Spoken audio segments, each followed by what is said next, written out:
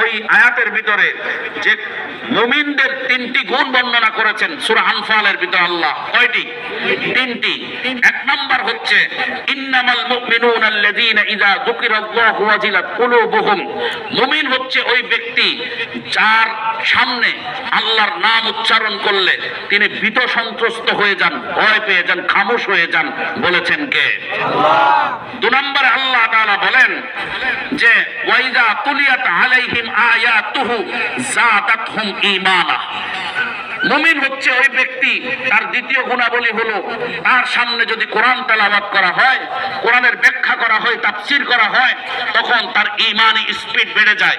প্রমাণ, আমি যখন এখানে কিছু হক কথা বলার চেষ্টা করেছি, আপনারা কিন্তু আপনাদের ঈমানের তেজকে ধরে রাখতে পারেননি, আপনারা কিন্তু তাকবীর ধরে দিয়েছেন। ঠিক কিনা ভাইরা? এগুলো হচ্ছে ঈমানের আলামত। যখন খুতবাতে জুমাতে উলামায়ে কেরাম খতিব সাহেবগণ এভাবে আল্লাহ আল্লাহ রাসূলের কৃতিত্বের কথা বলবেন, বড়ত্বের কথা বলবেন, আপনারা চুপ করে থাকবেন না।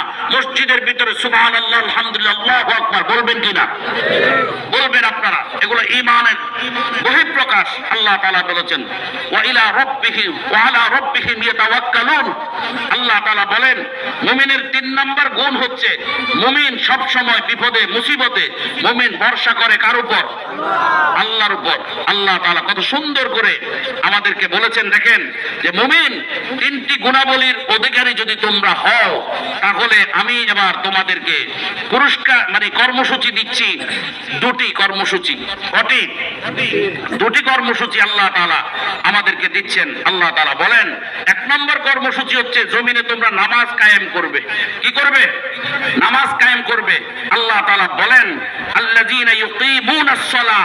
আমার মুমিনেরা তাদের প্রধান কর্মসূচি হচ্ছে তারা জমিনে নামাজ কায়েম করবে।